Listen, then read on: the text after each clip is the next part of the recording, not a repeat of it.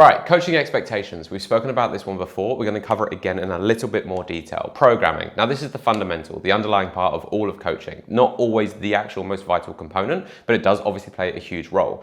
This needs to be bespoke. Now, bespoke does not mean it's a nice program that I wrote that applies to most people, and now I'm going to throw it at you. It means from scratch, the sets, the reps, the variations, the days per week, the time in the gym, every component. Now, going past this point, this is the updates. Now, programming at the beginning is one component, but what happens after that?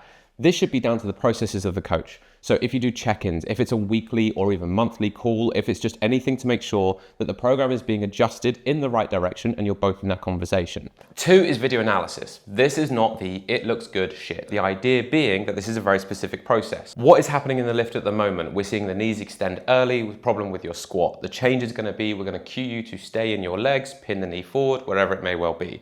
The outcome should be that the legs stay underneath you and we kill that sticking point halfway up the squat. Communication. Now this should be, in my opinion, at least daily. For me, it's sub 10 minutes. For other coaches, it might be a couple of hours. The idea being that you are available. The level of communication can depend on the reply times. So for instance, if someone's replying every second, you're having constant communication, you might not get as much detail there and then processes like check-ins or those calls are what you can fall back on to the bigger detail.